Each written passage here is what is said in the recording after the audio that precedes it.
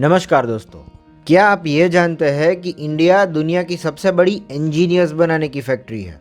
और जो भी इंजीनियर्स यहाँ पे मैन्युफैक्चर हो रहे हैं उनकी क्वालिटी इतनी पुअर है कि हर साल 15 लाख इंजीनियर्स पास आउट होकर निकलते हैं, जिनमें से सिर्फ 1,30,000 को ही उनकी deserving engineering based technical job मिल पाती है। और बाकी इंजीनियर्स उनका इंजीनियरिंग फील्ड छोड़ के कोई और काम के पीछे लग जाता है, only because they are not employable in engineering field. तो बेसिकली ऐसा क्यों है और इस सर्कमस्टेंसेस में आपको क्या इंजीनियरिंग करनी चाहिए, तो इसके बारे में आज हम डिटेल में बात करेंगे। और अगर आप एक इंजीनियर बनना चाहते हैं तो इस प्रॉब्लम का सॉल्यूशन भी हम लास्ट में डिस्कस करेंगे, जो अगर आप फॉलो करोगे तो आपको डेफिनेटली आपकी deserving technical engineering based job मिल जाएगी। नमस्कार दोस्तों, मैं हूं प्रतीक और स्वागत है आप सबका मेरी चैनल सिविल इंजीनियरिंग फोरम में। तो सबसे पहले तो हम ये देख लेते हैं कि इंजीनियर्स को जॉब क्यों नहीं मिल रही। तो इसके मल्टीपल रीजंस है, जिसमें से पहला है सप्लाई वर्सेस डिमांड। फिलहाल पूरे इंडिया में 4,000 से भी ज़्यादा इंजीनियरिंग कॉलेजेस है, जो हर साल 15 लाख से भी ज़्यादा इंजीनियर्स को पास आउट करती है। चलो एक मिनट के लिए हम मान लेते हैं कि ये सभी पास आउट इंजीनियर्स जॉब पाने के लिए कैपेबल है, फिर भी इतनी सारी रिक्वायरमेंट्स ही नहीं है जो every year in 15 lakh engineers को एम्प्लॉयमेंट दे सके। तो इसकी वजह से क्या होता है कि कंपटीशन काफ़ी हद तक बढ़ जाता है। एक वैकेंसी पे बहुत ज़्यादा एप्लीकेंट्स रहते हैं और उसको यह सीट मिलती है जो सबसे आगे रहता है, और इससे भी बड़ी बात कि जो सबसे कम सैलरी डिमांड करता है। फिर दूसरे नंबर पे है, फिलहाल ज़्यादातर इंजीनियरिंग कॉलेजेस एक बिजनेस की तरह रन हो रही है और ना कि एक इंस्टीट्यूशन की तरह, जिसमें इंजीनियर्स की क्वालिटी छोड़ के क्वांटिटी पे फोकस हो रहा है। सिटी वाइज सभी कॉलेजेस में रिजल्ट्स कंपेयर हो रहे हैं। जो भी कॉलेजेस में अच्छे रिजल्ट आ रहे हैं उनमें एडमिशन ज़्यादा होते हैं। तो इसीलिए रियलिटी यही है कि जो भी इन इंजीनियरिंग कॉलेज में एडमिशन लेता है उन्हें at the end of 4 years degree दे दी जाती है। फिर थर्ड नंबर पे है lack of skill based education.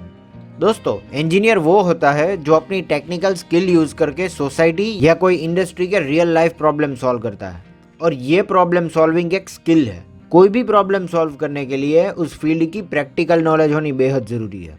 पर इंजीनियरिंग कॉलेजेस के सिलेबस अगर आप देखें तो वो 10 साल पुराने, जिसमें बुकिश नॉलेज रट के एग्जाम में लिखी जाती है, और बेस्ड ऑन दिस उन्हें मार्क्स मिल जाते हैं और एंड में एक यूजलेस इंजीनियरिंग डिग्री।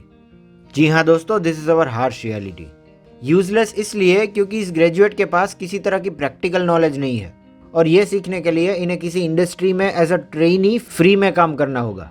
ये भी गारंटी नहीं है ये 1 साल या फिर 6 महीने तक काम करने के बाद इस इंडस्ट्री में या फिर कोई भी इंडस्ट्री में उनकी जॉब फिक्स है। यहाँ तक कि ये ट्रेनी के लिए भी वैकेंसीज नहीं है।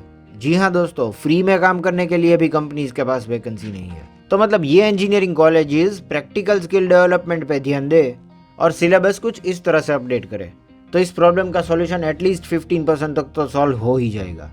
तो मतलब कोई स्पेसिफिक ब्रांच का अगर हम एग्जाम्पल है, जैसे कि सिविल इंजीनियरिंग, जो कि मेरा फील्ड है, तो जब एक सिविल इंजीनियर पास आउट होकर कॉलेज से निकलता है तो उसके पास बेसिक प्रैक्टिकल नॉलेज और प्रॉब्लम सॉल्विंग स्किल्स होनी चाहिए। लाइक वो सभी ड्राइंग्स, जैसे कि वॉकिंग, इलेक्ट्रिकल स्ट्रक्चर हो या फिर कोई भी ड्राइंग हो, ये रीड करना और ऑटोकैड सॉफ्टवेयर में बनाना जानता होना चाहिए।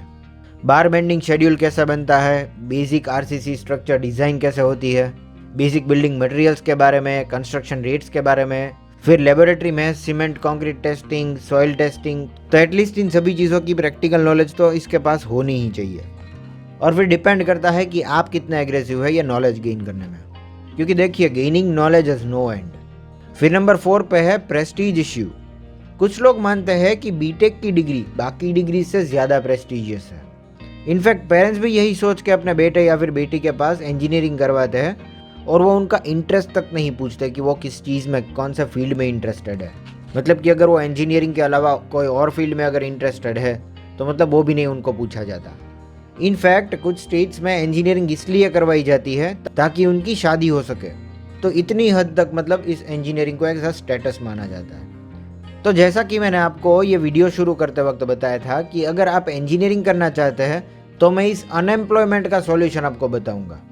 तो सबसे पहली चीज़ ये है कि अगर आप खुद से इंटरेस्टेड हैं इंजीनियरिंग करने में, फिर चाहे वो सिविल हो, मैकेनिकल हो, इलेक्ट्रिकल, केमिकल, कंप्यूटर, आईटी, कोई भी फील्ड हो, अगर आपका इंटरेस्ट है और सिर्फ डिग्री लेने के लिए नहीं, कुछ सीखने के लिए इंजीनियरिंग करना चाहते हैं, तो ही इसमें एडमिशन ले।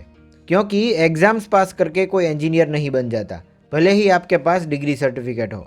पर जब तक आप अपनी इंजीनियरिंग स्किल्स यूज़ करके सोसाइटी या फिर इंडस्ट्री के लिए यूज़फुल नहीं होते, आपकी इंजीनियरिंग बेकार है।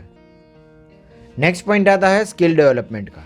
तो चलिए मान लेते हैं कि आपकी यूनिवर्सिटी आपको वो सेट ऑफ स्किल्स नहीं सिखा रही जो कि बेसिक्स और रिक्वायर्ड है कोई भी फील्ड में। तो मतलब क्या आप ये सीखने की कोशिश भी नहीं करोगे? देखिए, ऐसा नहीं होना चाहिए।